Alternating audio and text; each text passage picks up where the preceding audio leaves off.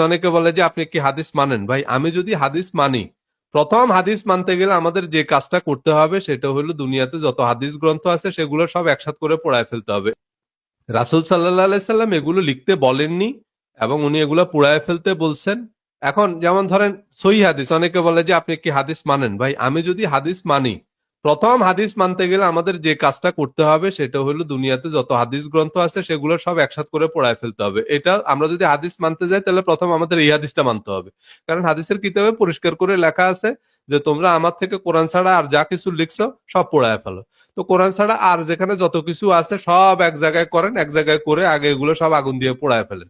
এটা হলো হাদিসের প্রথম আমল, কারণ এই আমলটা আবার সাহাবীরা করছেও। হযরত আবু বকর, হযরত ওমর, খোলাফায়ে রাশিদিন এইসব হাদিস সব জড়ো করে পোড়ায় ফেলছে।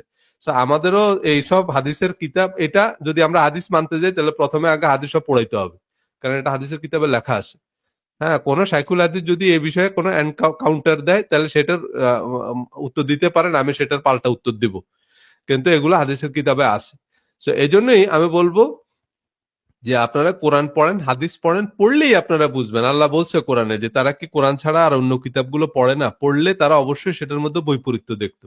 আপনি হাদিস পড়েন, পড়লেই দেখবেন উল্টা পাল্টা, এখান দিয়ে এই কথা বলছে, ওখান দিয়ে তার উল্টা কথা বলছে, আগা নাই মাথা নাই, এগুলোর মধ্যে প্রচুর অ্যানোমালিজ আছে। তো সেই জন্যই আমাদের ওই যে বললাম ফরকান ক্রাইটেরিয়া কি, কোরআন। কোরআন হচ্ছে সত্য মিথ্যার পার্থক্যকারী। ফরকান বলে এটাকে, ফরকান। কোরআনকে কেন ফরকান বলে? ফরকান মানে হচ্ছে এই কোরআন দিয়ে যখনই আপনি ধরবেন কোরআন বলে দিবে এটা থার্মোমিটার, এইটা আপনার পুরো রেজাল্ট দিয়ে দিবে যে এটার এই হাদিস কতখানি সহি না। এটা কে বলছে, কারা বলছে, কেন বলছে, আমার এটা জানার দরকার নেই।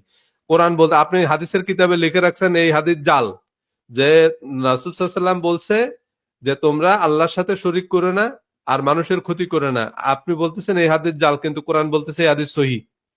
কোরআন বলতেছে আরে তুমি মোহাম্মদ বিন জিয়াদ মিথ্যুক ছিল না প্রতারক ছিল এটা তোমার জানার দরকার নেই। কোরআন বলতেছে এটা সহিহ হাদিস, কারণ রাসূল সাল্লাল্লাহু আলাইহি ওয়াসাল্লাম বলছে, জীবনে অসংখ্যবার বলছে, কারণ এর কথা কোরআনে বলা আছে।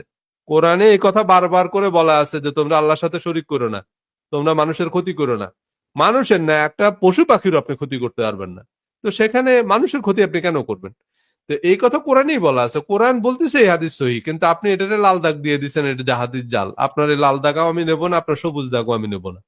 আমি আগে দেখবো কোরআন কি বলতেছে।